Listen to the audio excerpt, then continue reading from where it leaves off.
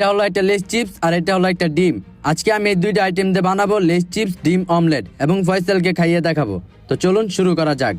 Guys, সর্বপ্রথম আমরা চিপসটাকে কেজির সাহায্যে কেটে হাতের মাধ্যমে চিপসটাকে পুরোপুরি গুঁড়ো করে নিব। তারপর গাইস আমরা চিপসের প্যাকেটের মধ্যে দুইটা ডিম ঢেলে দিব।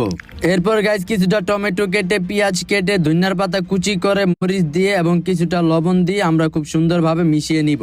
মিশানো শেষ হলে আমরা চিপসটাকে খুব সুন্দর করে ক্লিপের মাধ্যমে আটকে দিব, ঠিক এইভাবে। তারপর গাইস চুলাটা জ্বালিয়ে ফ্রাই প্যানটা চুলার উপর বসিয়ে আমরা পানি ঢেলে দিব গরম হওয়ার জন্য। তারপর গাইস পানি কিছুটা গরম হলে আমরা চিপসের প্যাকেটটা পানির মধ্যে রেখে 15 মিনিটের জন্য ঢেকে দিব। গাইস, আমার ডিম অমলেটটা হতে হতে আপনারা যারা এখনো ভিডিওতে লাইক দেন নাই এবং চ্যানেলটা সাবস্ক্রাইব করেন নাই, এখনই চালু সাবস্ক্রাইব করে ফেলুন। অবশেষে গাইস 15 মিনিট অপেক্ষা করার পর আমাদের ডিম অমলেটটি ফয়সালকে খাওয়ানোর জন্য রেডি হয়ে গেল। গাইস, আমাদের লেস চিপস ডিম অমলেট সম্পূর্ণ হয়ে গেছে। এখন আমরা ফয়সালকে ডাক দিয়ে এটা খাওয়াবো। ফয়সাল, এটা আমি বাসায় বানাইছি, একটু খেয়া দেখতো।